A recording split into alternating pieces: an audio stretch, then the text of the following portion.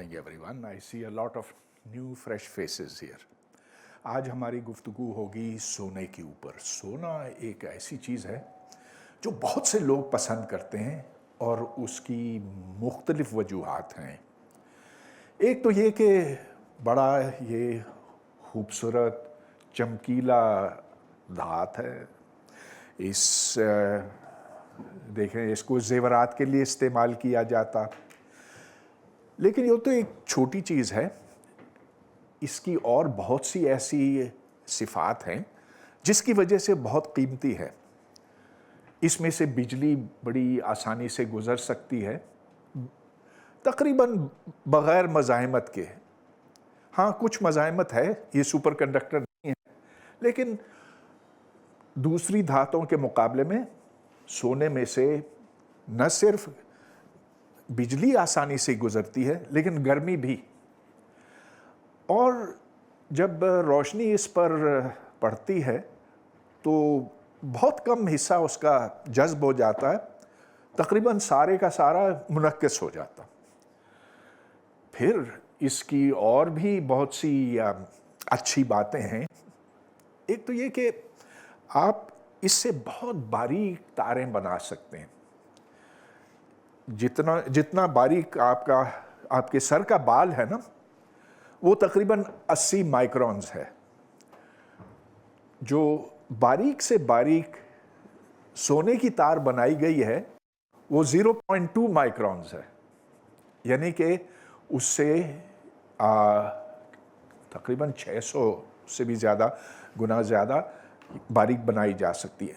अच्छा, अगर मेरे पास एक सिक्का हो, अच्छा इसकी आप चादरें बना सकते हैं, इसकी तहें बना सकते हैं जो सिर्फ चंद एटम के बराबर होती हैं, मोटाई उनकी चंद एटमों के बराबर होती है।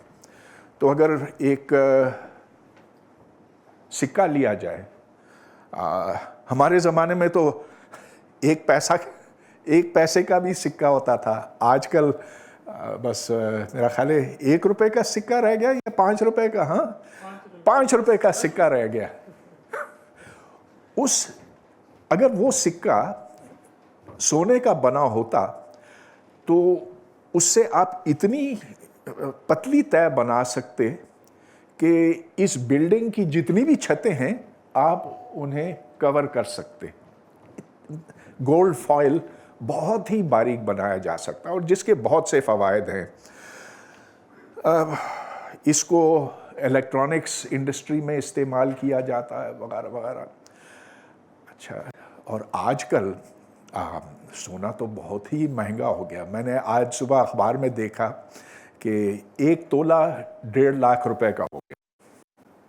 यानी 1 तोला तकरीबन 10 ग्राम होता ना, तो अगर आप 1 किलो ले लें तो तकरीबन 1.5 करोड़ रुपए के बराबर हो गया। और अब जबकि रुपए की कीमत कम होती चली जा रही है, क़ुव्वत ख़रीद कम होती चली जा रही है, तो लोग सोना ख़रीद रहे हैं अपनी बचत की खातिर। तो ये सारी वजूहात हैं कि सोना इसकी बड़ी तलब है। अब आप पूछ सकते हैं कि सोना आता कहाँ से। तो मैंने कुछ तस्वीरें इंटरनेट से डाउनलोड की हैं, आपको दिखा दूँ। तो ये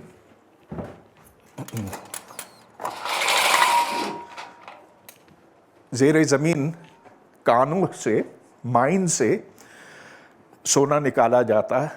ये तो बहुत ही बड़ा टुकड़ा निकला, लेकिन आमतौर पर ये मिट्टी और रेत के अंदर पाया जाता। जिसको सोने की कान मिल जाए उसकी तो लॉटरी निकल आई ना, वो तो फिर हमेशा के लिए बहुत मालदार बना। अब इसको एक अरसे से, यानी कि कोई 3000 साल से, यूनान के ज़माने और यूनान के ज़माने से पहले की बात है, लोगों ने ये कोशिश की कि किसी तरह से सोना मुख्तलिफ धातों को एसिड से मिलाकर बनाया जाए। और ये समझ लीजिए कि हर तहजीब में ये कोशिश हुई है। तो मुसलमानों ने भी ये कोशिश की थी आज से 1000 साल पहले, तो मुख्तलिफ एसिड्स बेसिस उनको मिलाकर और उनको पकाकर, और फिर कोशिश ये थी कि जो पीतल है या तांबा है या लोहा है, इससे किसी तरह से सोना बनाया जा सके। लेकिन ये सारी कोशिशें नाकाम रहीं, क्योंकि ये काम केमिस्ट्री का तो है ही नहीं। केमिस्ट्री में आप जो अनासिर हैं, जो एलिमेंट्स हैं रिएक्शन से पहले, वही एलिमेंट्स बाद में मौजूद होते हैं। कोई आंसर तब्दील नहीं हो सकता, और ये किसी को उस वक्त पता नहीं था। वो इस उम्मीद में थे, लगे रहे सालों तक, हजारों सालों तक लगे रहे, लेकिन उन्हें ये नहीं पता था कि जो अनासिर हैं वो अपनी असलियत इस तरह से तब्दील नहीं कर सकते। लेकिन देखें, ये सारी कोशिश, ठीक है, आप ये कह सकते हैं कि नाकाम रही, आप ये कह सकते हैं कि देखो सोना तो बना नहीं, तो फिर ऐसे लोगों की, ये मेरा ख्याल है जाबिर इब्न हय्यान है, तो क्या ये सारी कोशिशें बेकार गईं? नहीं, इसलिए कि इन तजर्बात से बहुत कुछ सीखा गया। साइंस के अमल में जब आप कोई तजर्बा करते हैं तो उस तजर्बे से आप सीखते हैं। तो जो केमिस्ट्री की बुनियाद है ना, जो आप अपने स्कूल की किताबों में पढ़ते हैं, वो केमिस्ट्री की बुनियाद इस तरह से डली कि लोग एसिड्स बेसिस मिलाते रहे, उनको पकाते रहे, उनसे गैसें निकलती रहीं, उन गैसों को उन्होंने पहचाना, जाना, उनके ख़ास मालूम किए। तो इस तरह से हमारी मालूमात आगे बढ़ती रही, लेकिन सोना इससे नहीं बना। सोना उस वक्त मैं आपको बताऊंगा कि कैसे बनता है, और ख़ास तौर पे ये सितारों के अंदर कैसे बनता है, लेकिन ये बाद की बात है। जो पहला जो यस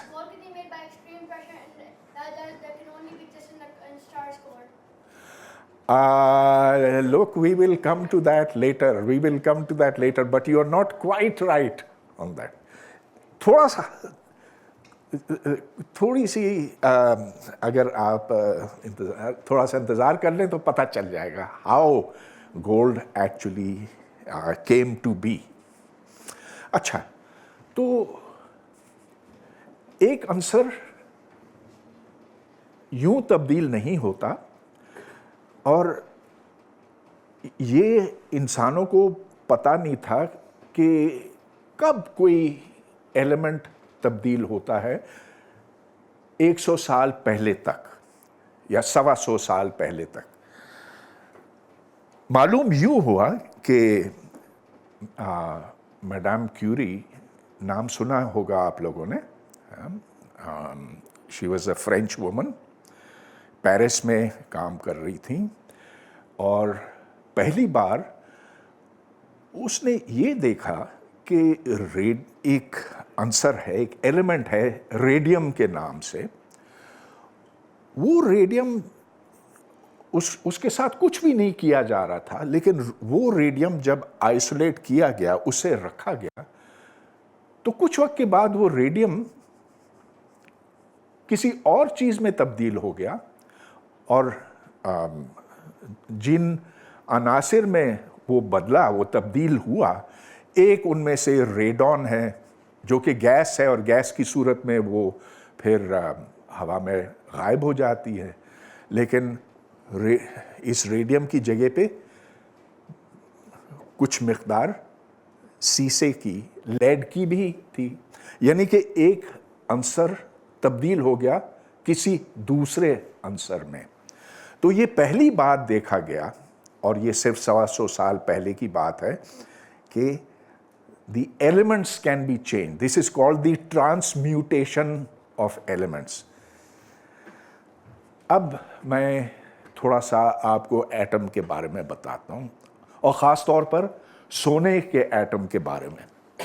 तो सोने का एटम, इसकी भी एक लंबी कहानी है कि कैसे हमने जाना कि एटम का एक मरकज़ होता है, मरकज़ के गिर्द इलेक्ट्रॉन्स घूमते हैं और ये इलेक्ट्रॉन्स मखसूस फासलों पर होते हैं मरकज़ के हवाले से। तो ये मरकज़ सोने का है।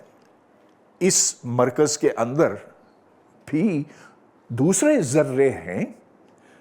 ये नहीं है कि मरकज़ बस खुद एक ज़र्रा है, ये खुद दूसरे ज़र्रों पर मुश्तमिल है, प्रोटॉन्स और न्यूट्रॉन्स। प्रोटॉन्स की तादाद 79 और जितने प्रोटॉन्स हैं उतने ही इलेक्ट्रॉन्स हैं, क्योंकि प्रोटॉन पॉजिटिव चार्ज का होता है, इलेक्ट्रॉन नेगेटिव चार्ज का होता, तो जो पूरा एटम है उसको तो न्यूट्रल होना ही है।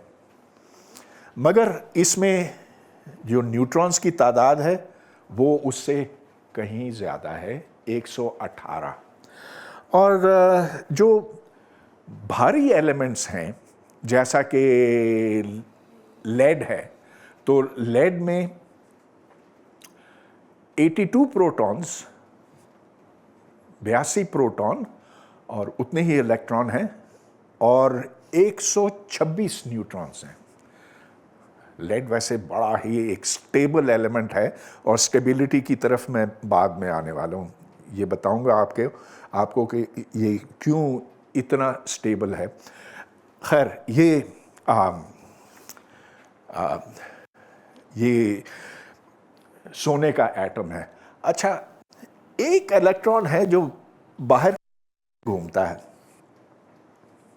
अकेला, और ये इसी लेड की, सोने की जो बहुत ख़ास बात है उस एक इलेक्ट्रॉन की बदौलत है। अगर वो इलेक्ट्रॉन आप निकाल लेना तो फिर ये एक रेयर गैस एटम बनेगा जो बिल्कुल इनर्ट है, जिस का मतलब ये कि ना उससे बिजली गुजर सकेगी, ना उससे रोशनी रिफ्लेक्ट होगी, कोई उसमें मज़ा नहीं होगा। तो ये जो सोने के कमालात हैं इस एक इलेक्ट्रॉन के सबब हैं। इस तस्वीर तक हम कैसे पहुंचे, बहुत लंबी कहानी है, वो मैं सारी बातें एक दफ़ा में नहीं बता सकता ना, लेकिन ये बात अगर आप कबूल कर लें कि इसके गिर्द बहुत से इलेक्ट्रॉन्स हैं और बस एक आखिरी इलेक्ट्रॉन बाहर है। अच्छा, अब ये मैं आपसे ये सवाल करूंगा। देखें, इसके अंदर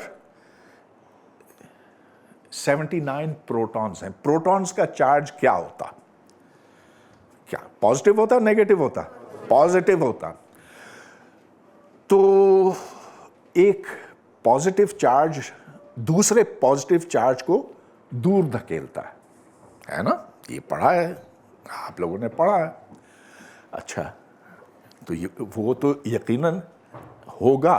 तो अगर ये पॉजिटिव चार्ज है, ये भी पॉजिटिव चार्ज है, ये एक दूसरे से परे होने की कोशिश करेंगे, तो फिर तो ये हो जाना चाहिए कि इसका मरकज़ इकट्ठे, इसको तो टूट जाना चाहिए, इसको तो फट जाना चाहिए।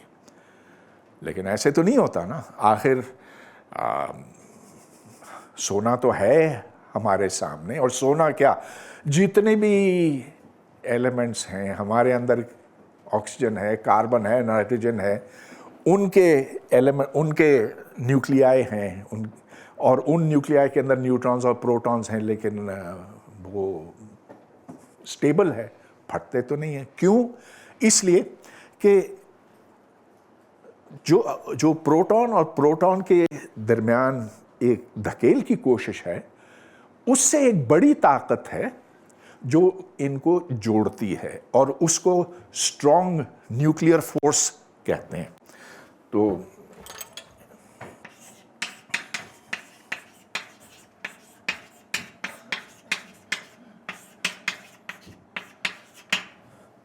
और ये स्ट्रॉन्ग इसलिए कहते हैं कि ये इलेक्ट्रोस्टैटिक फोर्स जो इनके बीच में धकेल है, रिपल्शन है, उससे ज़्यादा स्ट्रांग है।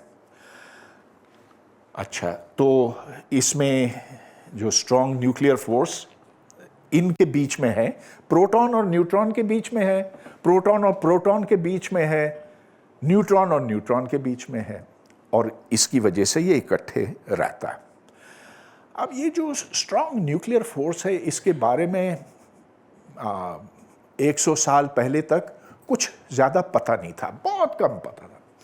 फिर इसको साइंटिस्ट ने खूब स्टडी किया, और आज हम स्ट्रांग न्यूक्लियर फोर्स के बारे में बहुत कुछ जानते हैं, सब कुछ नहीं जानते, अब भी उसको पूरी तरह से हमने नहीं समझा है। It's actually very very complicated, लेकिन इतना जान चुके हैं कि अब एक पूरा मजमून है जिसको न्यूक्लियर फिजिक्स कहते हैं। उस न्यूक्लियर फिजिक्स में हमारे सामने ये प्रॉब्लम है कि हाँ, ये एक न्यूक्लियस है, इसके अंदर इतने प्रोटॉन हैं, इतने न्यूट्रॉन हैं, तो क्या ये इकट्ठे रह सकता है या नहीं रह सकता? और इसका जवाब इस पे डिपेंड करता है कि कितने न्यूट्रॉन्स हैं और कितने प्रोटॉन्स हैं। अब मैं इसकी थोड़ी सी तफसील आपको बताता हूँ। एक न्यूक्लियस तभी इकट्ठे रह सकता है जब उसके बीच में, जब उसके अंदर जो अट्रैक्शन है वो रिपल्शन से ज़्यादा हो, और अगर रिपल्शन ज़्यादा हो जाए तो फिर वो टूट जाता है। अब इसके टूटने के भी बहुत से मुख्तलिफ रास्ते होते हैं। एक तो ये कि ये सिर्फ इसके 2 हिस्से हो सकते हैं या 3 हिस्से हो सकते हैं, या ये भी हो सकता है कि एक न्यूट्रॉन तब्दील हो जाए प्रोटॉन में। अब मैं इसके बारे में थोड़ा सा आपको बताता हूँ कि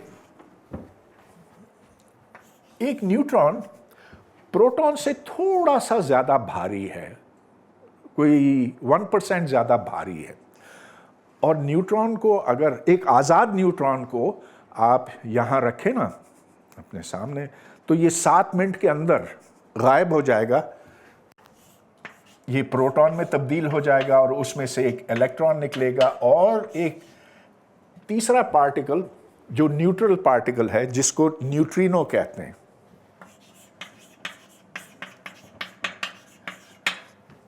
देखें, यहाँ कोई न्यूट्रॉन तो न्यूट्रल होता है ना, कोई चार्ज नहीं है। इधर प्रोटॉन है जो कि पॉजिटिव चार्ज है, इलेक्ट्रॉन जो कि नेगेटिव चार्ज है, और न्यूट्रिनो जो कि न्यूट्रल है। अच्छा, इसको नाम दिया गया है बीटा डिके। तो एक आज़ाद न्यूट्रॉन कुछ मिनटों के बाद गायब हो जाता है, उसकी जगह प्रोटॉन आ जाता। मगर हर न्यूक्लियस के अंदर ऐसे नहीं होता। अब ये एक लंबी कहानी है, इसको पूरी तरह से समझने के लिए आपको बहुत साल लगेंगे, लेकिन मुख्तसर ये कि एक न्यूक्लियस में से अगर आप एक न्यूट्रॉन या प्रोटॉन निकालना चाहें तो आपको कुछ एनर्जी खर्च करनी पड़ती है ना।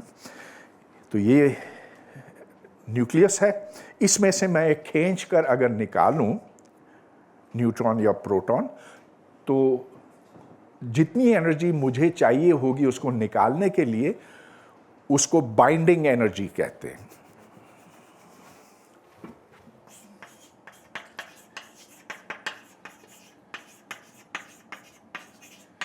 अब यहां पर मैंने एक ग्राफ आपके सामने रखा है, और मुझे पता है कि ग्राफ्स आप में से बहुत लोगों ने इसके बारे में पढ़ा नहीं है। ग्राफ्स कभी देखें? पहले देखें? Good good. ओह, तो फिर तो ये बात समझ में आ जाएगी। तो यहाँ पर देखें, जो आम, इधर एक नंबर है जिसको बाइंडिंग एनर्जी पर न्यूक्लियॉन कहा गया। अच्छा, न्यूक्लियॉन से मतलब न्यूट्रॉन या proton, either of the two. तो जिस एलिमेंट में से मुझे एक न्यूक्लियॉन निकालने में सबसे ज़्यादा मुश्किल होगी, वो एलिमेंट सबसे ज़्यादा मजबूत होगा, वो उसको तोड़ना सबसे ज़्यादा मुश्किल होगा, और वो है आयरन, लोहा। लोहे का जो न्यूक्लियस है उसको तोड़ना सबसे ज़्यादा मुश्किल काम है, या आप ये कह सकते हैं कि सबसे ज़्यादा स्टेबल, सबसे ज़्यादा मुस्तहकम वो न्यूक्लियस है। और इसके लिए कोई तकरीबन 8.5 यूनिट्स एनर्जी के चाहिए। ये जो MeV है ना, ये एनर्जी के यूनिट्स चाहिए। तो अब ये आप देख सकते हैं कि ये मैक्सिमम पर है, और इस तरफ जब आप चलते जाएंगे तो पहले ये मुख्तलिफ अनासर हैं, आर्सेनिक, मोलिब्डेनम, टेलुरियम, डिस्प्रोमियम, ये गोल्ड है, gold which has 79 protons and 118 neutrons. फिर बहुत आगे जाके यूरेनियम है, यूरेनियम वो जिससे एटम बम बनता है।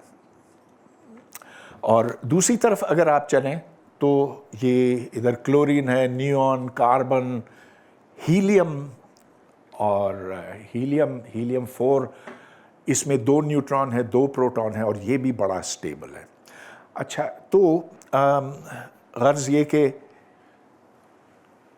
जब आपके पास बहुत सारे न्यूट्रॉन्स और प्रोटॉन्स होंगे तो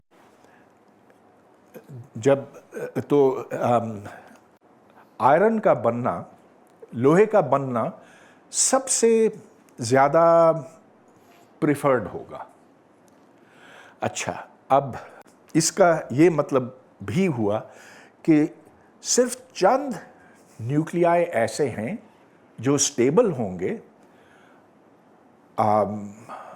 बाकी अनस्टेबल होंगे, वो टूट जाएंगे।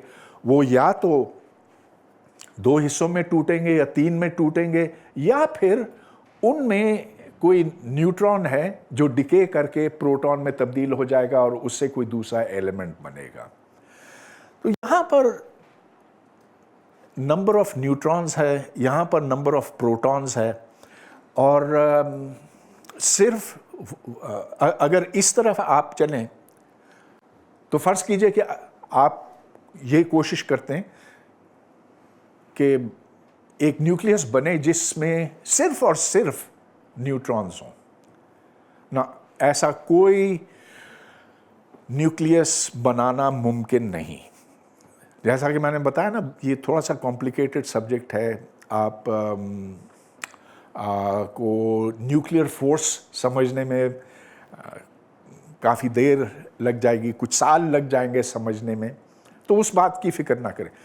गर्ज ये कि सिर्फ न्यूट्रॉन से न्यूक्लियस नहीं बन सकता, सिर्फ प्रोटॉन से न्यूक्लियस नहीं बन सकता, वो स्टेबल नहीं होगा, वो बिखर जाएगा, टूट जाएगा। सिर्फ जब उनकी तादाद कुछ मिलती जुलती होगी तभी एक न्यूक्लियस बन सकेगा। So this is a little complicated, लेकिन बात यूँ समझ में आती थी कि बहुत ज़्यादा नहीं होने चाहिए, बहुत कम नहीं होने चाहिए। जो न्यूक्लियाई इधर हैं, ये जो इसमें हैं, ये स्टेबल हैं, जिस तरह ऑक्सीजन स्टेबल है। ऑक्सीजन स्टेबल ना होता तो इस कमरे में से हवा ही ख़त्म हो जाती, हम सांस ना ले सकते। तो ये स्टेबल हैं। जहाँ बहुत ज़्यादा प्रोटॉन्स हैं ये अनस्टेबल हैं, जहाँ बहुत ज़्यादा न्यूट्रॉन्स हैं ये अनस्टेबल हैं। तो there has to be a certain band in which the nuclei have to lie. अच्छा, अब चलिए हम ये सवाल करते हैं कि जो कायनात में एलिमेंट्स हैं, जो अनासिर हैं, वो कहाँ से आए। अब देखें, एक नज़रिया तो हो सकता है कि बस हुक्म हुआ कि हो जाओ, तो फिर बात उधर ही ख़त्म हो गई, फिर सब कुछ हो गया। लेकिन हम जो साइंस को मानते हैं, हम ये जानना चाहते हैं कि आखिर ये अनासिर आए कहाँ से। तो इसलिए हम थोड़ी सी ज़्यादा गहराई में चीज़ें मालूम करना चाहते हैं।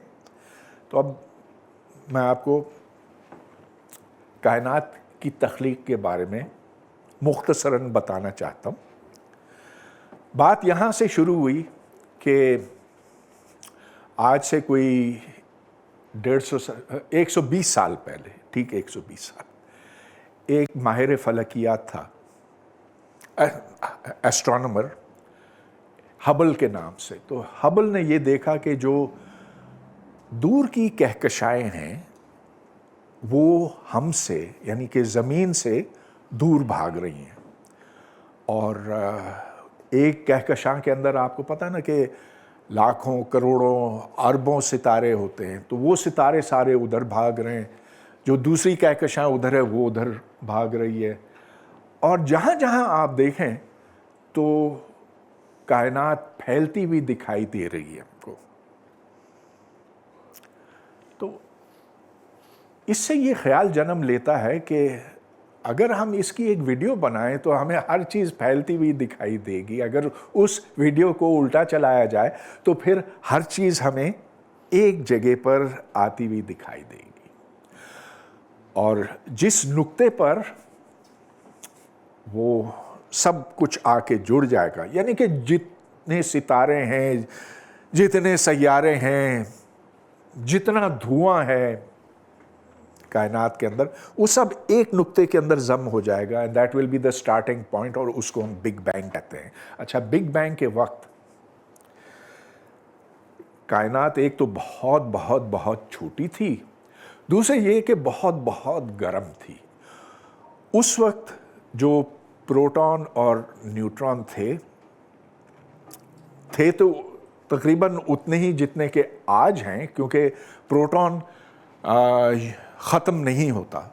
न्यूट्रॉन, हाँ देखें, न्यूट्रॉन जो है वो प्रोटॉन में तब्दील हो जाता, लेकिन प्रोटॉन खुद डिके नहीं करता, प्रोटॉन हमेशा हमेशा रहता। इसको टेस्ट भी किया गया, लेकिन प्रोटॉन गायब यूं नहीं होता। अच्छा, तो अगर आप उस ओरिजिनल नुक्ते की तरफ चलें, अब जैसे जैसे आप उसको छोटा करते हैं वैसे वैसे पार्टिकल ज़्यादा तेज़ी से एक दूसरे के साथ टकराते हैं, यानी कि वैसे उसी हिसाब से टेम्परेचर बढ़ता है। और बहुत तेज़ी से जब पार्टिकल्स मूव करते हैं तो उस वक्त वो आपस में बहुत ज़ोर से टकराते हैं। अब ये आपने मुझे बताया कि एक प्रोटॉन दूसरे प्रोटॉन को दूर धकेलता है। अच्छा, अगर मैं इनको ज़्यादा ज़ोर के साथ, यानी कि खूब स्पीड के साथ एक दूसरे के साथ टकराऊं, तो वो बहुत करीब आ जाएंगे। और जब वो बहुत करीब आएंगे तो उस वक्त इनके बीच में जो न्यूक्लियाई ताकत है वो अमल में आएगी। तो हुआ ये कि ये प्रोटॉन और ये प्रोटॉन ये आपस में टकराते हैं, उनसे फिर ये हाइड्रोजन का एक न्यूक्लियस बनता है, इसको ड्यूटेरियम कहते हैं। एक प्रोटॉन और एक न्यूट्रॉन, इलेक्ट्रॉन भाग जाता है। ये जो इलेक्ट्रॉन यहाँ से भागा वो इधर है, ये न्यूट्रॉन ये न्यूट्रिनो है जो यहाँ पर भागा। उससे फिर ये बनता है, फिर एक और प्रोटॉन उसको टक्कर मारता है, फिर उससे हीलियम बनती है। दूसरी तरफ भी ऐसे ही है, फिर हीलियम आपस में टकराते हैं और फिर होते होते 4 प्रोटॉन से एक हीलियम का न्यूक्लियस बनता है। हीलियम जिसमें 2 प्रोटॉन हैं और 2 न्यूट्रॉन हैं। तो देखिए प्रोटॉन जो है वो तो 1, 2, 3, 4 ऐसे थे। जब ये खूब हाई टेम्परेचर पर होते हैं, जैसा कि बिल्कुल शुरू में था, तो इनके टकराव से एक नया एलिमेंट जन्म लेता है, दैट इज हीलियम 4। इससे हमने ये जाना कि कायनात की इब्तिदा में इतनी ताकत थी, खूब ताकत थी कि जो सादा एलिमेंट्स हैं यूं बन सके, और सरे फेरिस्त हीलियम है। ठीक, तो अब आप ये कहेंगे ठीक है बाकी भी इसी तरह से बने होंगे। हाँ, किसी हद तक ये बात ठीक है, क्योंकि देखें ये जो हीलियम बना 4 प्रोटॉन्स के टकराने से जो हीलियम बना, तो एक तो नहीं बना ना, बहुत से हीलियम के न्यूक्लियाई बने। और कभी ऐसे भी हुआ कि हीलियम के साथ टकराया, उससे एक और बड़ा न्यूक्लियस बना। हाँ, एक इसमें से फोटॉन भी निकला, गामा रे जिसे कहते हैं। तो एक डबल साइज का न्यूक्लियस बना, बेरिलियम जिसके अंदर 4 न्यूट्रॉन हैं, 4 प्रोटॉन हैं। और ये बेरिलियम 8 है, यानी कि 4 + 4 = 8। फिर इस बेरिलियम से ये हीलियम टकराया और फिर इस तरह कार्बन बना। लेकिन हाँ, ये हो सकता है, बिल्कुल हो सकता, और ऐसा हुआ भी। लेकिन जो कार्बन की मिकदार इस तरह बनती है, या जो बनी कायनात की इब्तिदा में, वो बहुत बहुत कम थी। इसलिए कि इसका चांस बड़ा कम है कि इसका चांस तो ठीक ठाक है कि हीलियम से टकराए, लेकिन फिर ये कि इससे ये टकराए। तो अगर आप एक्चुअल कैलकुलेशंस करें तो this accounts for only about 10% of the carbon that there is, जिसका मतलब यह कि 90% कार्बन कहीं और से बना। अब मैं उसकी तरफ आता हूं। अब मैं आपको थोड़ा सा बताऊंगा सितारों के बारे में, क्योंकि कार्बन असल में सितारों के अंदर बना। इसकी जो बड़ी मिक़दार है, जो 90% है, वो वहाँ बनी। तो देखें सितारों का ऐसे है कि जैसा कि हमारा सूरज है, सूरज में हाइड्रोजन है। अब हाइड्रोजन जब ये जो अमल होता है, देखें हाइड्रोजन जब इसके एटम आपस में टकराते हैं तो इलेक्ट्रॉन भागता है इससे, फिर बिल आखिर ये हीलियम बनती है। मगर ये जो हीलियम है, ये इसमें बहुत ज़्यादा काइनेटिक एनर्जी, बहुत तेज़ी से मूव कर रही है। तो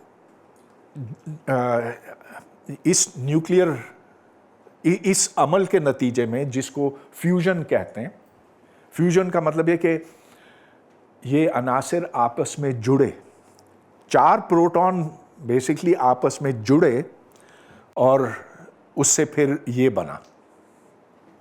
तो इसमें बहुत एनर्जी निकलती है। तो जो हमारे सूरज से सारी गर्मी और रोशनी निकलती है, वो इस न्यूक्लियर फ्यूजन के अमल के नतीजे में। Yes, wait. Basically, what my question is that hydrogen should not turn to helium should turn to hydrogen. Why? No, helium is not. Where is helium turned to helium? You mean this? At the end. At the end. No, you see, what is happening is that 1, 2, 3, 4, these are protons that have collided with each other very, very fast. and at the end they have produced this. What is your question? So basically, helium is the first element of the periodic table. You have to There's put the hydrogen. mic close to your. Helium's first. Come on, quick. हाँ. जो ये जिससे शुरू हुआ है ये reaction वो है 4 प्रोटॉन्स नहीं हाइड्रोजन एटम्स यस हाँ, And- 4 प्रोटॉन्स या 4 हाइड्रोजन एटम्स. हाइड्रोजन एटम मैं इसलिए नहीं कह रहा हूँ क्योंकि इलेक्ट्रॉन इसके गिर्द है ही नहीं ना. It's too hot for the electrons to go around the proton. Okay. Now in the end of the reaction, we see that there are 2 hydrogen atoms extra that are created along with the helium atom. So how are these created?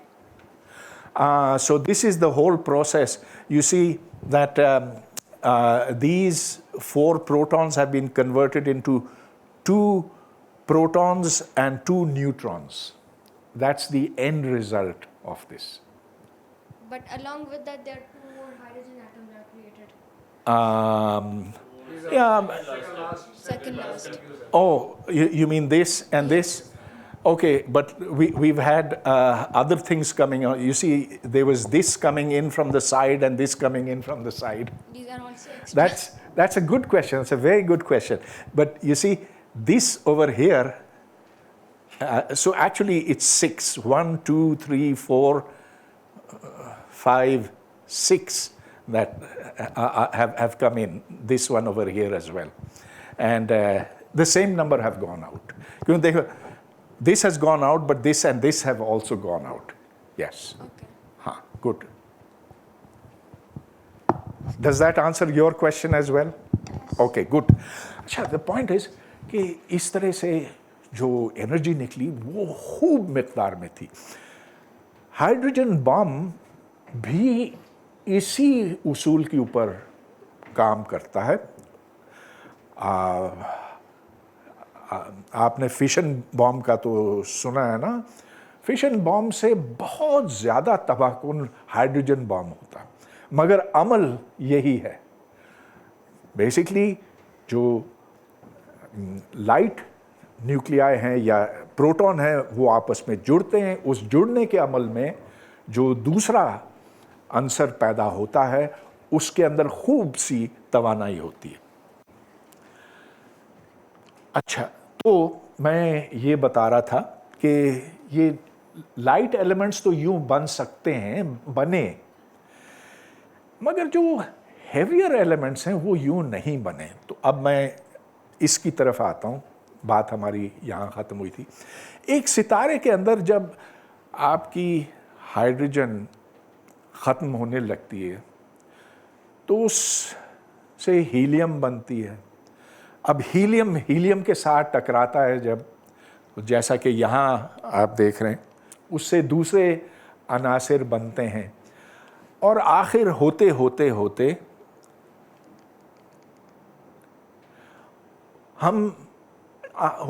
आखिर वो सितारा उस जगह पहुंचता है जब उसका ईंधन मुकम्मल ख़त्म हो गया, मुकम्मल ख़त्म हो जाता, यानी कि गाड़ी रुक जाती. जैसा कि आपके मोटरसाइकिल या पेट्रोल में, मोटरसाइकिल या गाड़ी में अगर पेट्रोल ख़त्म हो जाए तो गाड़ी रुक जाती है ना. अब बजाय इसके कि वो गाड़ी रुक जाए, बाज़ सितारे ऐसे हैं जो फट जाते हैं. ऐसे सितारों को सुपरनोवा कहते हैं. और जिस धमाके से ये सितारे फटते हैं तो वो करोड़ों अरबों एटम बमों के ज़ोर से भी ज़्यादा ज़ोर से ये फटते हैं. और इतने ज़ोर से कि आसमान रोशन हो जाता है. जैसा कि ये एक सुपरनोवा है जो जिसकी तस्वीर, this is an actual picture taken by the Hubble space telescope. ये एक सितारा फटा है. अच्छा, अब इसके अंदर जो अनासिर बने थे भारी अनासिर बने थे। तो ख्याल ये था एक बहुत अरसे तक कि जितने भी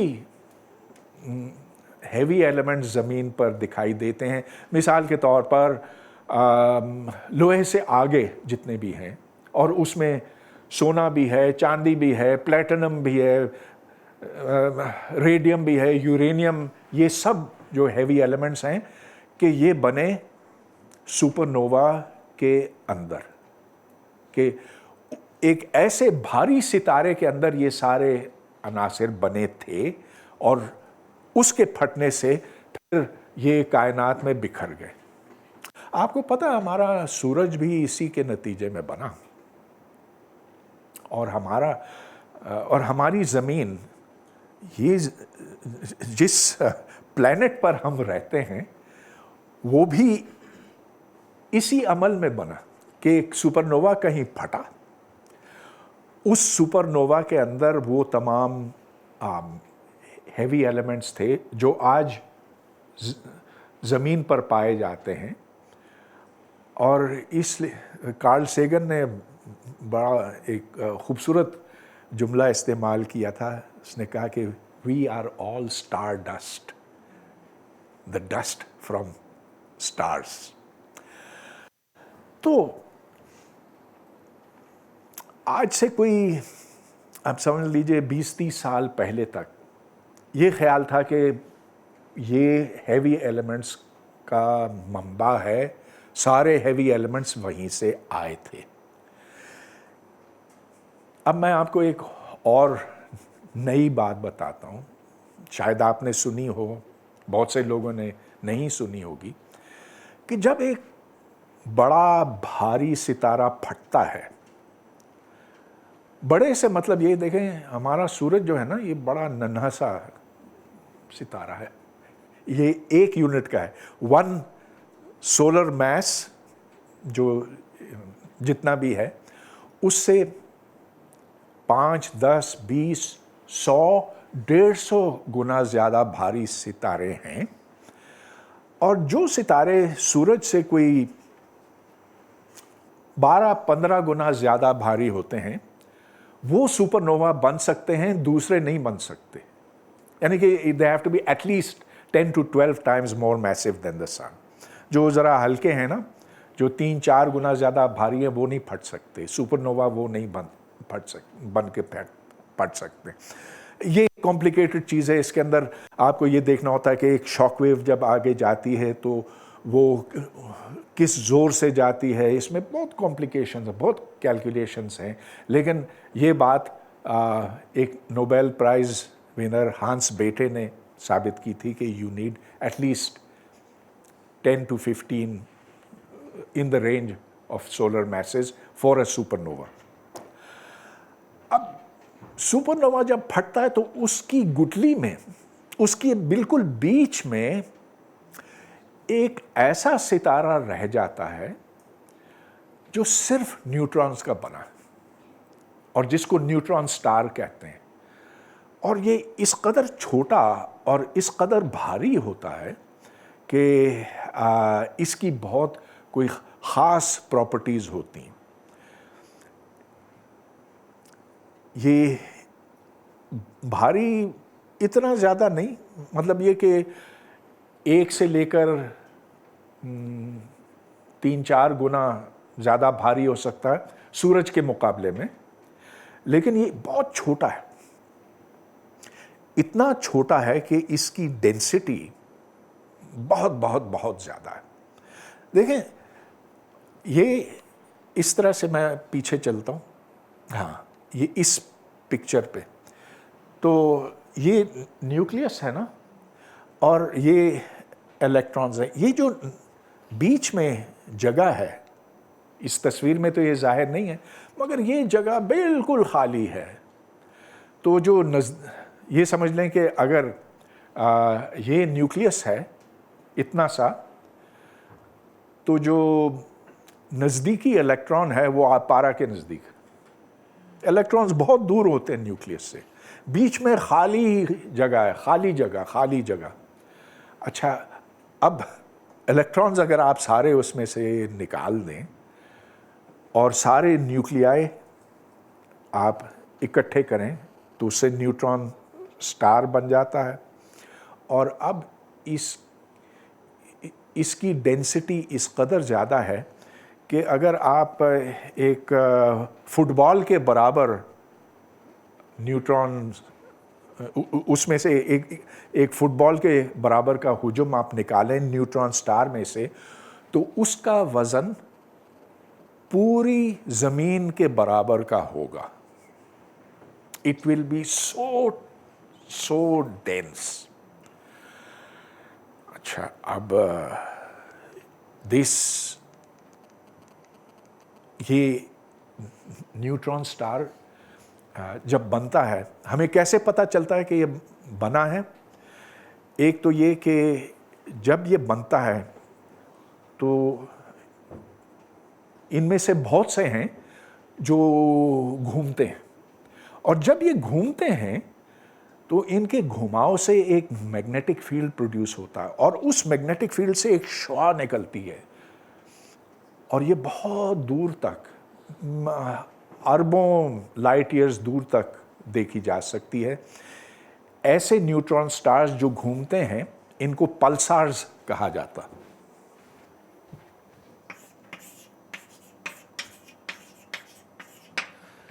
तो पल्सार्स ऐसे कि blip blip blip blip blip blip ऐसे इसमें से रोशनी निकलती है, और बहुत बाकायदगी, बहुत तवातुर के साथ। ऐसे अब हज़ारों पल्सार्स देखे गए हैं, और ये सारे न्यूट्रॉन स्टार्स हैं जो बहुत छोटे हैं मगर बहुत तेज़ी से घूमते हैं। अब कभी कभी ऐसे भी होता है कि एक न्यूट्रॉन स्टार के नज़दीक कोई दूसरा न्यूट्रॉन स्टार आ जाता है, और फिर ये एक दूसरे के गिर्द घूमने लगते हैं। या ये भी हो सकता है कि एक न्यूट्रॉन स्टार हो और उसके गिर्द कोई नॉर्मल स्टार हो, तो ये भी एक दूसरे के गिर्द घूमते हैं।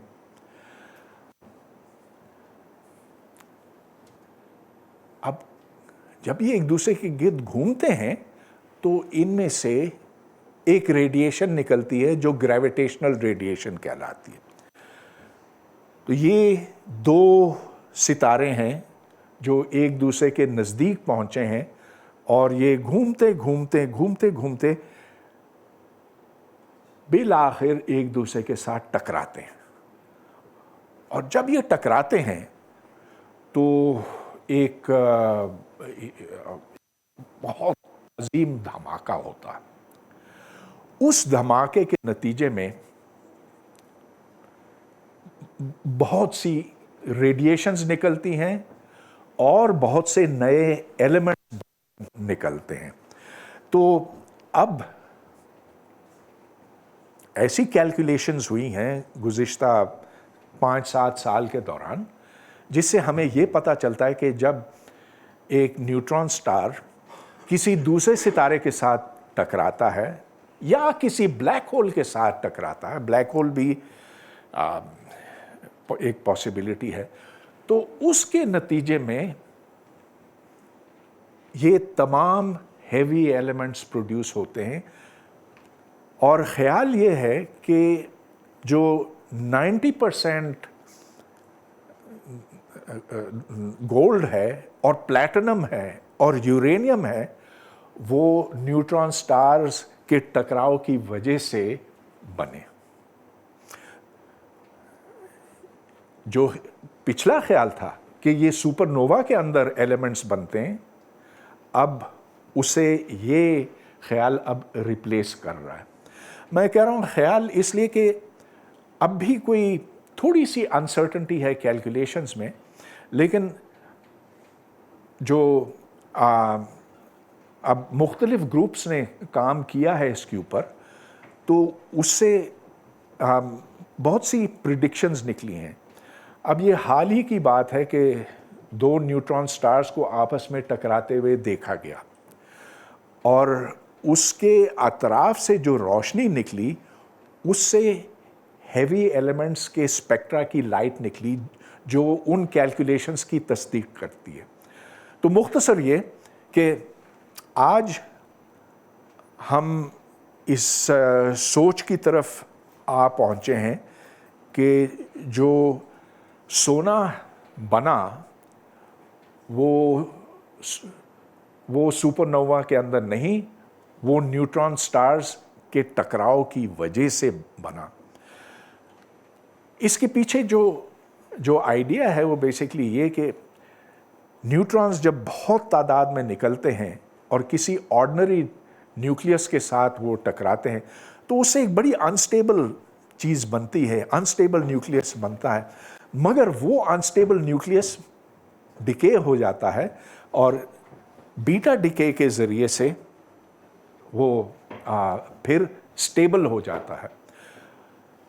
तो जैसा कि मैंने बताया, ये थोड़ी सी कॉम्प्लिकेटेड चीज़ है न्यूक्लियर फिजिक्स के एतबार से, लेकिन देखें कितनी दिलचस्प बात है कि आसमान दरअसल सोने से भरा हुआ है। जब आप ऊपर सितारों की तरफ देखते हैं ना, कभी ये ख्याल नहीं आता कि इस कायनात में कितना ज़्यादा सोना होगा। अब उस सोने को कैसे पकड़ा जाए? तो एक पॉसिबिलिटी ये है कि जो एस्टेरॉयड्स हमारे निज़ाम शमसी में गर्दिश करते हैं, एस्टेरॉयड्स वो छोटे छोटे टुकड़े हैं। छोटा टुकड़ा मेरा मतलब ये कि हाँ, कुछ इतने छोटे हो सकते हैं, लेकिन कुछ आप समझ लीजिए कि 2 मील लंबे, कुछ 10 मील लंबे। ये मलबा है, बेसिकली मलबा है, और ये मलबा सूरज के गिर्द घूम रहा है। शुरू में बहुत ज़्यादा होता था, अब ये कम हो गया।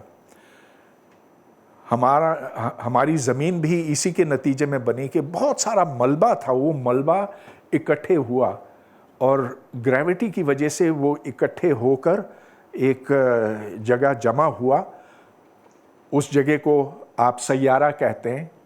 तो मार्स हो या ज़मीन हो या तारद हो, जुपिटर हो, जो भी हो, उस मलबे से ये सारे प्लैनेट्स बने।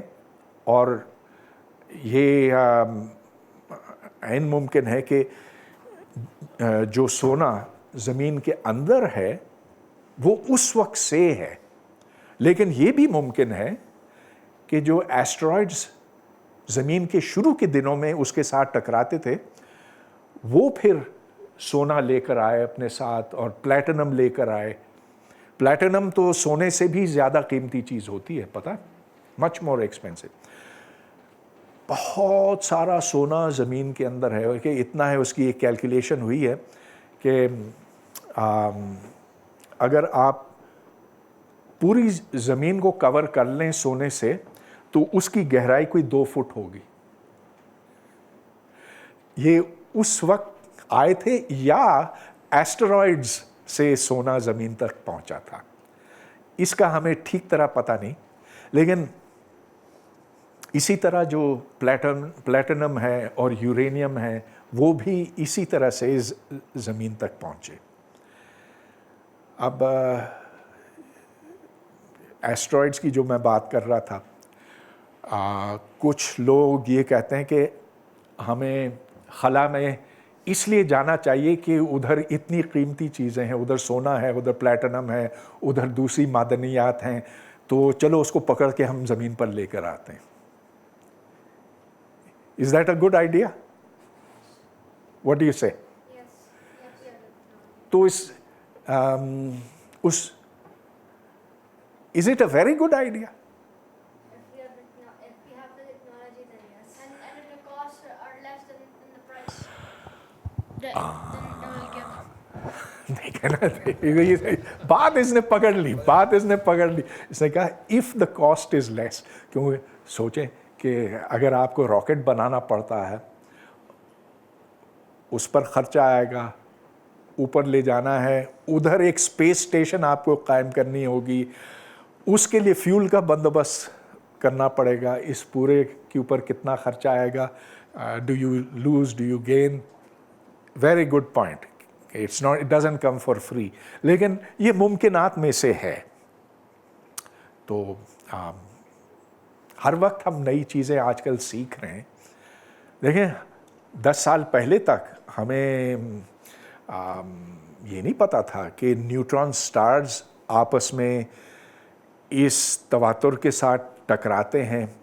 ग्रेविटेशनल वेव्स का हमें सिर्फ 4 साल पहले पता चला या 5 साल पहले, हालांकि आइंस्टाइन ने 100 साल पहले उसकी पेशन गोई की थी कि ग्रेविटेशनल वेव्स खला में से गुजर कर हम तक पहुंच सकती हैं, लेकिन ये ख्याल था कि हम कभी ये देख नहीं सकेंगे। लेकिन आज हमारे पास ऐसे आलात हैं, इतनी सेंसिटिव इंस्ट्रूमेंटेशन है कि अब तो समझ लीजिए कि हर 2-4 महीने के बाद हम ब्लैक होल्स को टकराते हुए देख रहे हैं, न्यूट्रॉन स्टार्स को एक दूसरे के साथ टकराते हुए देख रहे हैं। और अब जो डिस्ट्रीब्यूशन ऑफ एलिमेंट्स है कायनात के अंदर, उसको ज़्यादा अच्छी तरह से हम समझने लगे हैं। So science is making a lot of progress और ये सफ़र चलता रहेगा। अच्छा, अब मैंने अपनी बात पूरी कर ली। ज़रूर आपके जहन में बहुत से सवालात उठे होंगे। So let's have Q&A. Yes. ये जो न्यूट्रॉन स्टार्स हैं, आप कह रहे हैं they are made of basically just neutrons, so they are one huge atom of neutrons, and like you said before that they are that you cannot have an empty neutron, a lone neutron. It will decay into protons and, well, the other particles. So how come the neutron star is not decay? That's a wonderful question. That's a wonderful question. देखें, अच्छा, ये neutron, मैंने ये तो बता दिया था कि न्यूट्रॉन इस तरह से डिके होता, लेकिन देखें इसके अंदर एनर्जी को देखना है। मेरा मतलब ये कि न्यूट्रॉन थोड़ा सा ज़्यादा भारी है, प्रोटॉन थोड़ा सा हल्का है, और जो इनमें फ़र्क है मास का, वो एनर्जी ये दो पार्टिकल्स ले जाते हैं। अच्छा, अब एक न्यूट्रॉन स्टार बहुत छोटा है, बहुत भारी है, इसमें ग्रेविटी बहुत है, तो ग्रेविटी इसकी इजाज़त नहीं देता कि ये प्रोटॉन उधर से भागकर चला जाए। यानी कि प्रोटॉन मजबूर है, वो भागना चाहता है न्यूट्रॉन से, लेकिन ग्रेविटी उसको खींच के रखती है। मगर फिर भी वो डिके हो तो रहे ना? नहीं हो सकता ना, उसको एनर्जी इजाज़त नहीं देती है, उसको ग्रेविटी वापस खींच कर ले आती है। ओके, अच्छा, अब सेकंड क्वेश्चन ये, जो आपने डायग्राम दिखाया था न्यूक्लियर फ्यूजन का, उसमें मैं नोटिस किया था जो आप ये स्टार्ट कर रहे हैं 6 हाइड्रोजन एटम्स के साथ। हाँ, वापस उस पर चलूं? Yes. It is releasing a little more mass than it started with. हाँ? जो आपने फ्यूजन का प्रोसेस दिखाया था पूरा, उसमें एनर्जी जो रिलीज हो रही है वो भी निकल रही है, उसका भी अकाउंट करना है। So it is kind of losing mass but still having 6 hydrogen atoms. हाँ, तो देखो ऐसे है कि जितना चार्ज शुरू में था उतना बाद में है, जितने पार्टिकल्स शुरू में थे, जितने न्यूट्रॉन्स और प्रोटॉन्स शुरू में थे, उतने ही बाद में हैं। लेकिन हाँ, मुझे ये, जितने न्यूक्लियॉन्स शुरू में हैं उतने ही न्यूक्लियॉन्स बाद में हैं। तो ये बात अपनी जगह पे दुरुस्त है, लेकिन कुछ नए पार्टिकल्स इसमें से निकले, बने और वो भाग गए, इलेक्ट्रॉन और न्यूट्रिनो। और जो एनर्जी निकली वो काइनेटिक एनर्जी की सूरत में भी और नए पार्टिकल्स की सूरत में भी निकली। अच्छा, अब एक और क्वेश्चन ये है कि 3 क्वेश्चन थे। एक और क्वेश्चन ये है कि जो हाइड्रोजन एटम्स जो कोलाइड कर रहे हैं, प्रोटॉन्स, वो एक इसी पे चलो। यस हाँ। वो न्यूट्रॉन क्रिएट कर रहे हैं, वो न्यूट्रॉन क्रिएट कर रहे हैं. Neutron is heavier than a proton, so proton plus proton is equal to proton plus neutron, but neutron is heavier. So how is neutron created? Again, excellent question.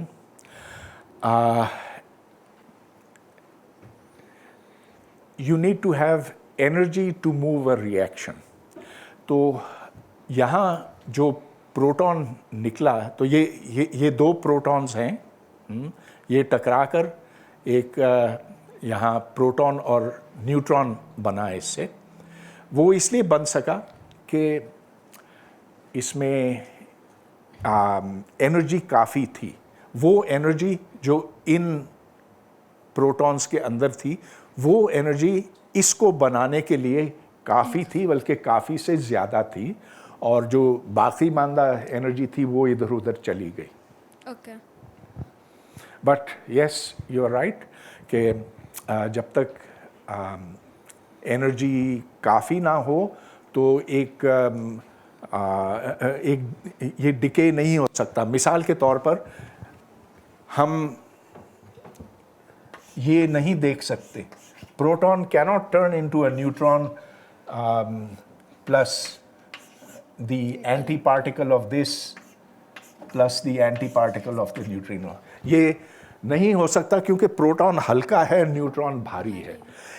अलबत्ता अगर दो प्रोटॉन्स को टकराया जाए तो फिर सिचुएशन और हो जाती है. Okay. Okay. Sir, thank you for a very interesting session. Apologies for asking a very basic question. You can choose to ignore it if you have already answered in this earlier sessions. So the question is that hydrogen atom consists of one proton and one electron. There is no neutron, right? So why then these two particles which have positive opposite charge, they don't collide? हाँ, तो ये एक सवाल था जिसने जाहिर है कि फिजिसिस्ट को बहुत अरसे तक परेशान किया. जो इब्तदाई सोच थी वो ये कि इलेक्ट्रॉन घूमता है प्रोटॉन के गिर्द और उसकी वजह से सेंट्रीफ्यूगल फोर्स पैदा होती है. तो जिस तरह से ज़मीन सूरज के अंदर गिर नहीं जाती सेंट्रीफ्यूगल फोर्स की वजह से, इसी तरह एक इलेक्ट्रॉन घूमता रहता है और प्रोटॉन के अंदर गिर नहीं जाता, उसके साथ जम नहीं हो जाता. ये इब्तदाई सोच थी, लेकिन आज हमें पता है कि ये बात दुरुस्त नहीं है, क्योंकि हाइड्रोजन एटम की एक मुमकिन हालत ये है कि इस तरह की कोई मोशन ना हो. लेकिन क्वांटम मैकेनिक्स का ये कहना है कि इलेक्ट्रॉन और प्रोटॉन एक जगह इकट्ठे नहीं हो सकते. अगर वो बहुत नज़दीक आते हैं, अनसर्टेनिटी प्रिंसिपल इनको दूर धकेलेगी. देखें, बुनियादी बात यह है क्वांटम मैकेनिक्स की कि आप अगर दो पार्टिकल्स को मजबूर करते हैं नज़दीक आने पर, तो फिर एक इनके बीच में स्पीड डेवलप होती है, और वो स्पीड इतनी ज़्यादा है कि वो फिर इनको इकट्ठे नहीं होने देती. तो इनकी एनर्जी बढ़ जाती है जब आप इनको बहुत करीब लाते हैं. ये क्वांटम मैकेनिक्स का कमाल है. ये एक बहुत बड़ी छलांग थी, बहुत बड़ा एडवांस था, जिससे हमने ये जाना कि एक हाइड्रोजन एटम स्टेबल क्यों है. वो जो सोलर सिस्टम वाला मॉडल था वो भी एक हद तक कामयाब था, लेकिन इस चीज़ में वो नाकाम हुआ. लिहाजा आपका सवाल बिल्कुल दुरुस्त है. ये वो सवाल है जिसने आखिर हमें मजबूर किया क्वांटम मैकेनिक्स इन्वेंट करने पर. Sir, how are neutron stars related to the black hole? तो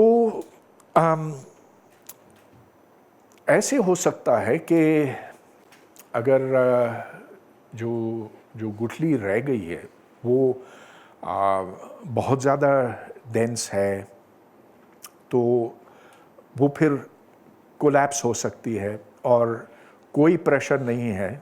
अब देखिए न्यूट्रॉन स्टार खुद क्यों नहीं कोलैप्स होता, इसलिए कि न्यूट्रॉन दूसरे न्यूट्रॉन के साथ के बहुत करीब नहीं आ सकता, दोनों फर्मियॉन्स हैं, तो इसको फर्मियोनिक रिपल्शन कहते हैं। अब अगर मास बहुत ज़्यादा हो, न्यूट्रॉन स्टार का मास अगर एक हद से ज़्यादा हो जाए तो फिर वो ब्लैक होल बन जाएगा। फिर ये जो फर्मी प्रेशर जिसे कहते हैं वो नाकाफ़ी होगा और वो न्यूट्रॉन स्टार नहीं बनेगा। जो सुपरनोवा है that will lead directly to a black hole. Neutrons और प्रोटॉन दोनों क्वार्क से बने हैं।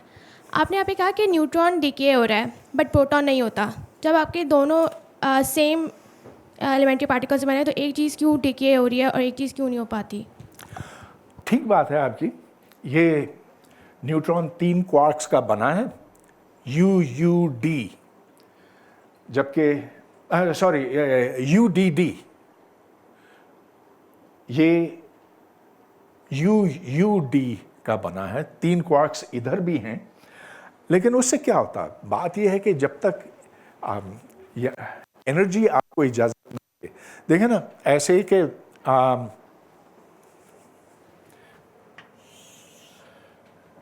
अगर आप यहाँ से एक गेंद अगर लें तो गेंद लुढ़क के इधर आ जाएगा। हर सिस्टम अपनी एनर्जी को कम से कम करना चाहता है, तो ये गेंद इधर से इधर आ जाएगा। लेकिन अगर ऐसे हो तो ये गेंद इधर नहीं जा सकता, क्योंकि इसको ये सर करना होगा। लिहाजा एनर्जी की रिक्वायरमेंट आपको ये बताती है कि ये पॉसिबल है और होता है, और इसे हम मेजर करते हैं, इसे हम हर वक्त देखते हैं, लेकिन ये कभी नहीं देखा गया क्योंकि it's not allowed by energy. I just wanted to know about the fact of antimatter. How does that plays out with the gravitational pull? Because they are completely opposite forces in the universe, or majority of the particles that are not observable and are there are antimatter. So इस पे भी थोड़ा आप please अगर बताएं। Okay, तो इसकी मैं थोड़ी सी आपको बैकग्राउंड बताऊं कि ये बात 1920s की है। ये प्रिडिक्शन हुई थी कि हर पार्टिकल का एंटी पार्टिकल मौजूद होता है, उस एंटी पार्टिकल का उतना ही मास है, वो उसी तरह से घूमता है, उस चार्ज उलट होगा। अच्छा, और सिवाय इसके और दोनों में कोई फर्क नहीं है। मगर हमारी कायनात में हम देखते हैं कि एंटी मैटर अगरचे है और बनाया जा सकता है, लेकिन इसकी मिक़दार बहुत कम है। हमने ये देखा कि कॉस्मिक रेज पार्टिकल्स के बने हुए हैं, उनकी साख्त जो है वो पार्टिकल्स की है। उनमें कभी कभी एक आध आपको एंटी पार्टिकल दिखाई देता। So there is much more, there are many more particles, the quantity is much greater of matter than of anti matter. जहाँ तक ग्रेविटी का ताल्लुक है, gravity does not care whether it is a particle और an anti particle, दोनों को एक ही तरह ट्रीट करता। तो अगर अगर मैं एक पार्टिकल को यहाँ से छोड़ूं तो वो ज़मीन पर जिस रफ्तार पे गिरेगा, ये वही रफ्तार है जो एक एंटी पार्टिकल की रफ्तार होगी। यही सवाल था आपका? हाँ। I thought कि antimatter is much more in the universe than the gravitational pull, because इसीलिए हमारी universe expand कर रही है, as per my knowledge. Universe तो ज़रूर एक्सपैंड कर रही है, but this has got nothing to do with anti matter. तो एंटी मैटर शुरू में शायद उतना ही था जितना कि मैटर था, लेकिन अब तो सिर्फ मैटर हमें दिखाई देता। सर अस्सलाम वालेकुम। सर सर सवालों में दो चीज़ें रेफ़र हुई, एक फर्मियन और एक क्वार्क्स। तो ये क्या चीज़ें फर्मियन और क्वार्क्स? अच्छा, दो किस्म के पार्टिकल्स हैं, एक जो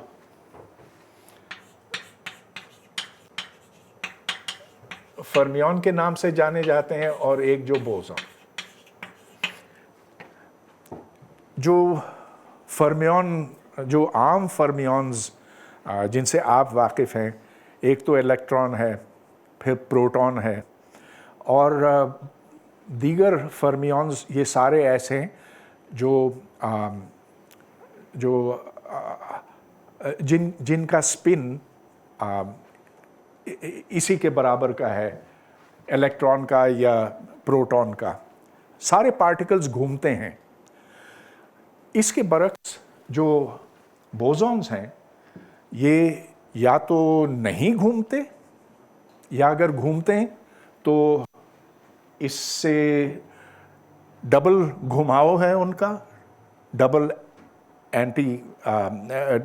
डबल एंगुलर मोमेंटम है, या 4 गुना या 6 गुना ज़्यादा है। तो स्पिन के एतबार से हम बोसॉन और फर्मियन में फ़र्क करते हैं, लेकिन इनकी एक अजीब बात यह है कि बोसॉन्स बड़े मिलनसार पार्टिकल्स हैं, वो एक जगह इकट्ठे होना पसंद करते हैं। आप बहुत सारे बोसॉन्स को एक ही जगह जमा कर सकते हैं। जैसा कि इस बल्ब से जो फोटॉन्स निकलते हैं, ये बोसॉन्स हैं, और ये एक दूसरे को परे करने की कोशिश नहीं करते। फर्मियंस इसके बरक्स एक दूसरे से दूर होना पसंद करते हैं। तो जैसा कि इलेक्ट्रॉन है एक एटम के अंदर, अगर ये इलेक्ट्रॉन्स बोसॉन्स होते तो हमारा एटम कोलैप्स हो जाता। फर्मियंस चूंकि एक दूसरे से दूर रहना पसंद करते हैं, एक दूसरे को दूर धकेलते हैं, तो इसीलिए एटम्स कोलैप्स नहीं रहते हैं, ये मुस्तहकम है। तो ये दो अलग किस्म के पार्टिकल्स हैं, ये दो अलग फैमिलीज आप कह सकते हैं।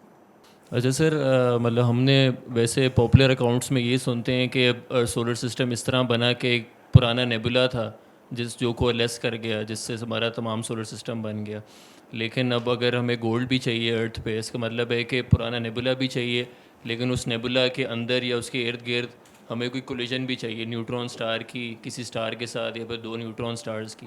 तो इसका मतलब है कि हमारी हिस्ट्री कुछ इस तरह की थी कि सिर्फ एक पुराना नेबुला भी था एक फटे हुए स्टार का, और उसके बाद एक कोलिजन भी हुई न्यूट्रॉन स्टार्स की, फिर उसके बाद मटेरियल आया जिससे फिर सोलर सिस्टम बना। मतलब सिर्फ नेबुला होता, अगर कोलिजन ना होती फिर तो गोल्ड वगैरह ना। नेबुला से मुराद क्या?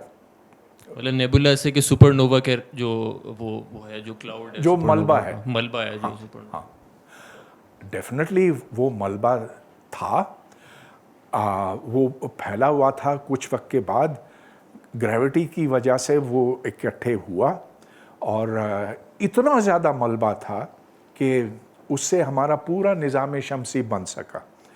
जो ज़्यादा मास था वो सूरज में चला गया, बाकी इन सैयारों में। हमें कैसे पता?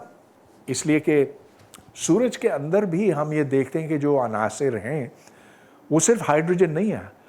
जो बिग बैंग के फ़ौरन बाद सितारे बने थे वो सिर्फ हाइड्रोजन के थे।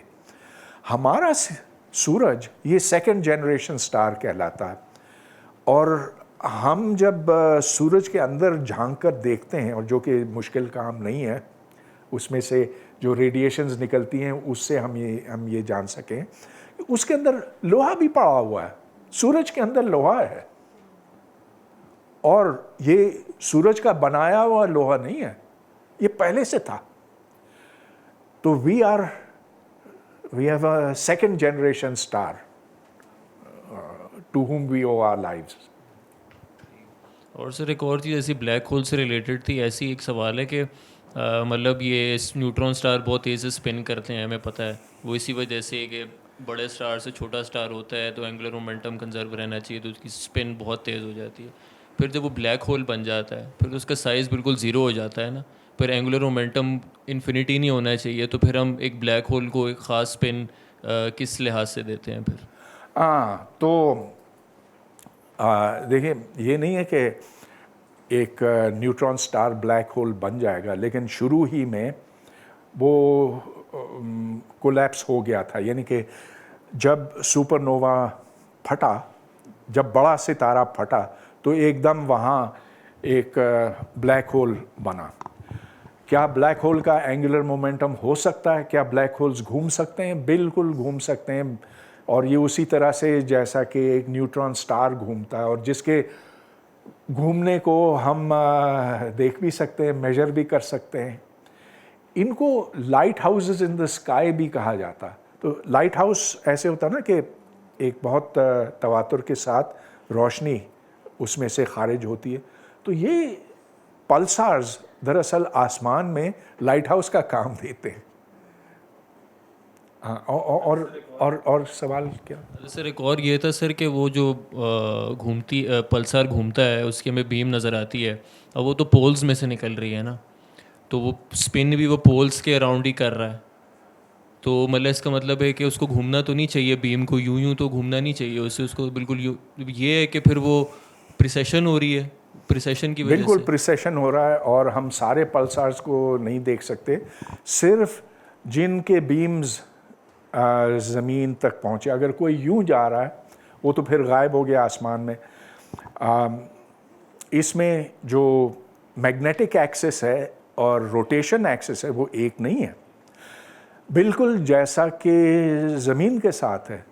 तो ज़मीन घूमती है, इसका मैग्नेटिक फील्ड है, लेकिन जो मैग्नेटिक एक्सिस है और जो पोलर एक्सिस है, इन दोनों में कोई 23 डिग्री का फ़र्क है।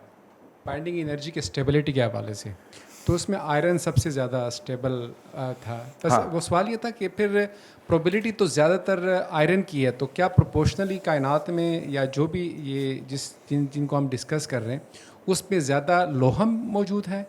एक तो ये क्वेश्चन है। दूसरे कि ये जो थोड़ा सा मुझे कंसेप्ट क्लियर कर, ये न्यूट्रॉन है जिस पर कोई चार्ज नहीं है, तो क्या जब कोई अनचार्ज पार्टिकल या न्यूट्रल पार्टिकल भी अगर घूमता है तो उसके गिर्द मैग्नेटिक फील्ड बन सकता है? Okay, good. Right. So, yes, it is absolutely true that the quantity of iron is the highest of all heavy elements. मैं ये नहीं कहूँगा कि all elements, सबसे ज़्यादा मिक़दार तो हाइड्रोजन की है, और वो 75% के लगभग है। इस वक्त अगर आप पूछें कि कौन सा अंसर सबसे ज़्यादा मिक़दार में मौजूद है कायनात के अंदर, जवाब उसका है हाइड्रोजन, उसके बाद हीलियम। लेकिन अगर आप ये पूछें कि हैवी एलिमेंट्स में किसकी मिक़दार सबसे ज़्यादा है, तो हाँ, ये बात दुरुस्त है, लोहा, आयरन। दूसरा सवाल ये कि एक न्यूट्रॉन घूमता है तो क्या उसका कोई मैग्नेटिक फील्ड हो सकता है कि नहीं? एक छोटा न्यूट्रॉन है, उसका जवाब भी ये है कि यस, हो न्यूट्रॉन का मैग्नेटिक मोमेंट है। गो के ये न्यूट्रल नहीं है, लेकिन ये भी एक छोटा मैग्नेट है। अब आप कहेंगे कि ये कैसे हो सकता? आखिर हमें पता है कि मैग्नेटिक फील्ड क्यों प्रोड्यूस होता है। जब एक चार्ज घूमता है तब ही एक छोटा सा मैग्नेट बनता है, लेकिन न्यूट्रॉन न्यूट्रल है। जवाब उसका ये है कि हाँ, न्यूट्रॉन न्यूट्रल तो है, मगर उस तरह से नहीं जैसा कि आप शायद समझ रहे हो। बाहर थोड़ा सा ज़्यादा चार्ज है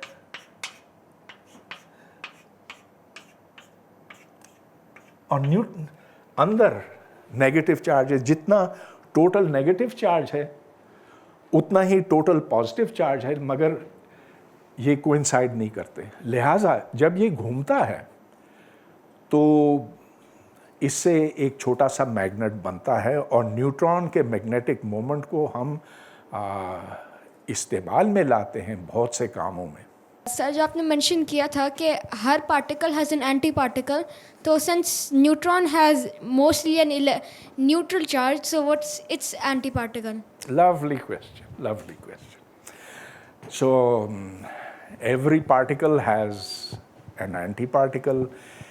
Is it true that the antiparticle of a neutron is the neutron itself? ये सवाल है आपका. Answer is no. The anti-neutron and the neutron are not the same thing. And maybe one way of seeing this is अभी जो मैंने बताया ना, एक एंटी न्यूट्रॉन में ऐसे होगा कि ये नेगेटिव होगा जहाँ मैंने प्लस लिखा है, और जहाँ माइनस लिखा है इधर प्लस होगा। तो ये दोनों एक दूसरे से मुख्तलिफ होंगे। अगर इसको क्वार्क्स की हद तक देखना है तो इसके अंदर, एक न्यूट्रॉन के अंदर 3 क्वार्क्स हैं, अप डाउन डाउन। लेकिन एक एंटी न्यूट्रॉन में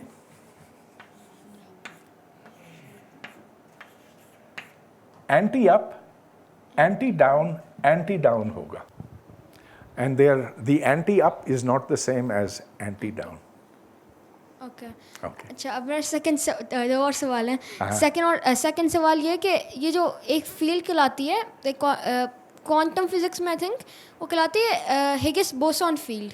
सो does it have anything to do with bosons? हाँ, you've heard of the Higgs boson. हाँ बिल्कुल। हिग्स बोसॉन एक पार्टिकल है, बड़ा एक अहम पार्टिकल इसलिए बनता है कि इसको सबसे आखिर में हमने डिस्कवर किया। ये एक ऐसा पार्टिकल है जो घूमता नहीं है, जिसको स्पिन ज़ीरो कहते हैं। It's a spin zero particle.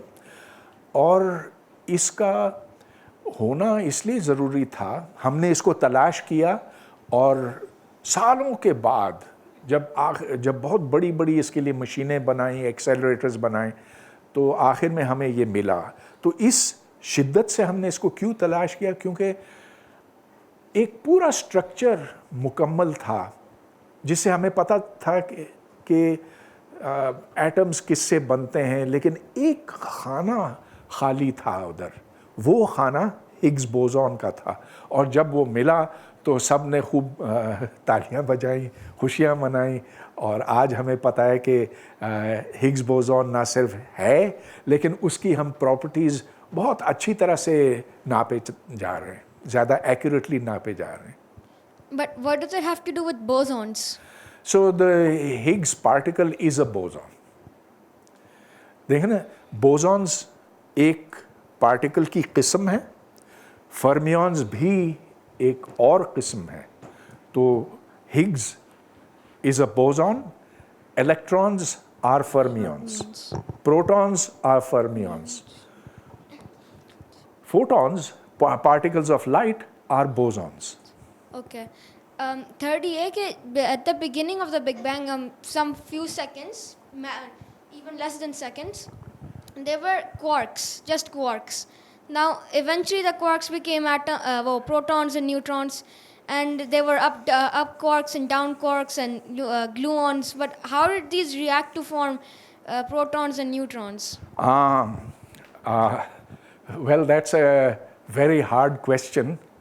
लेकिन ऐसे है कि जो प्रोटॉन्स, जो क्वार्क्स बहुत तेज़ी से हरकत कर रहे थे, इतनी तेज़ी से हरकत कर रहे थे कि अगर वो जुड़ते तो कोई दूसरा क्वार्क उनको आके मारता और फिर वो दोबारा बिखर जाते।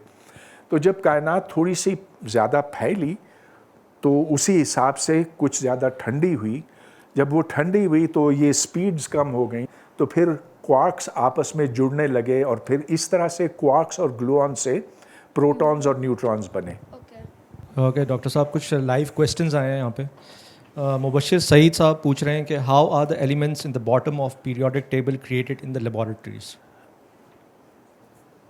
एट द बॉटम मतलब ये कि the lighter ones, light heavier ones, हाँ, अच्छा, हाँ, so that's a very interesting question. The question is कि can we create the heavy elements in the laboratory?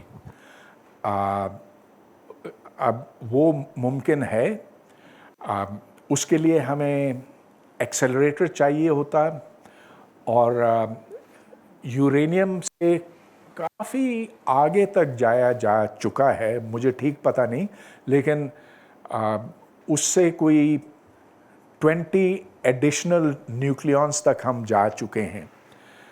तरीक़ा उसका बेसिकली ये है कि एक हैवी एलिमेंट आप बनाते हैं, उसके ऊपर एक न्यूट्रॉन मारते हैं, वो न्यूट्रॉन एब्जॉर्ब कर लेता है और उसके नतीजे में एक दूसरा एलिमेंट बनता है।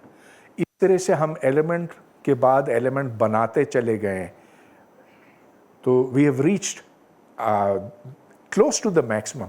अब मसला ये कि आप हैवी एलिमेंट्स बना तो लेते हैं, लेकिन अगर वो हैवी एलिमेंट स्टेबल ना हो, अगर वो चुटकी बजाने में ख़त्म हो जाए, तो फिर उसका इतना कोई ज़्यादा मकसद नहीं बनता।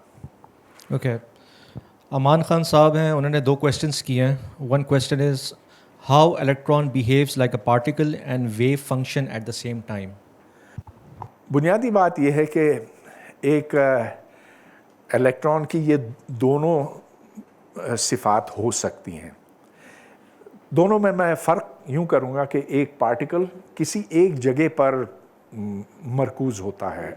आपको पता है कि जैसा कि मैंने अगर ये नुक्ता यहाँ बनाया, तो ये पार्टिकल इस जगह के ऊपर है, so it has a definite position. इसके बरक्स एक लहर, एक वेव फैली हुई होती और उसकी कोई पोजीशन फिक्स नहीं होती। अब ये एक बहुत मज़े की बात है कि एक इलेक्ट्रॉन पार्टिकल भी हो सकता है और लहर भी हो सकता है, कभी ये और कभी वो। इसको वेव पार्टिकल ड्यूअलिटी का नाम भी दिया गया। तो इसका पार्टिकल नेचर उस वक्त ज़ाहिर होता जब मिसाल के तौर पर आप इलेक्ट्रॉन्स प्रोड्यूस करते हैं, किसी तार को गर्म करके फिर एक इलेक्ट्रिक फील्ड में आप उसको डालते हैं और फिर वो जाकर किसी स्क्रीन से जाके लगता है, तो उधर एक उसका एक नुक्ता दिखाई देता। लेकिन अगर इस तरह की सिचुएशन हो कि आपने एक स्क्रीन बनाई हुई है और इधर से आप इलेक्ट्रॉन्स फेंक रहे हैं और इधर पीछे एक स्क्रीन है, तो यहाँ पर आपको एक पैटर्न दिखाई देता है जो सिर्फ उस सूरत में हो सकता है कि अगर इलेक्ट्रॉन एक लहर की तरह हो। कहीं पर आपको बहुत से इलेक्ट्रॉन मिलेंगे इस तरफ और कहीं पर ज़ीरो। अब ज़ीरो इलेक्ट्रॉन्स कैसे हो सकता? That's only possible for waves.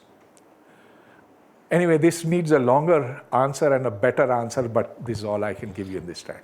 Right, Aman Khan sahab का दूसरा सवाल ये है कि if we stop a planet और star completely, does its gravity will remain the same? Stop. How can you stop a planet? अगर किसी दूसरे प्लैनेट के साथ टक्कर हो जाए तो फिर इट विल स्टॉप, लेकिन I don't want to be on that planet. वो तो फिर हर चीज़, that will be a major accident. Last question, live question हमारा सैयद हामिदुद्दीन साहब का। Is it possible that more heavy elements other than those that already exist will come into existence in the future? देखिए, इसका मैं जिक्र कर चुका हूँ कि हम लैब में हैवी एलिमेंट्स बना रहे हैं और बनाते चले गए हैं। 20 न्यूक्लियॉन्स ज़्यादा आगे हम निकल चुके हैं from those which occur naturally, लेकिन वो एलिमेंट्स सारे के सारे अनस्टेबल हैं। Unstable to different degrees. कुछ ऐसे हैं जो चंद दिनों तक वहाँ मौजूद रहते हैं, कुछ ऐसे हैं जो चंद मिनटों तक रहते हैं, कुछ ऐसे हैं जो सेकंड्स क्या माइक्रो सेकंड्स में ख़त्म हो जाते हैं। तो हाँ, हम बना सकते हैं, हम बहुत ऊपर तक बना सकते हैं, लेकिन फिर वो स्टेबल नहीं रहेंगे। अभी 2 क्वेश्चंस अभी भी आए हैं। नकीब रहमान साहब पूछ रहे हैं, are the groups of symmetries of particles and anti particles non isomorphic? No, they are isomorphic. They are different representations of the same underlying group. Okay, and Abda Azam साहब पूछ रही हैं, what is singularity? Please just describe it for beginners. What is a singularity? Yeah. देखें, singularity एक mathematical चीज़ होती है। वो उसकी एक मिसाल मैं आपको यूँ दे सकता हूँ कि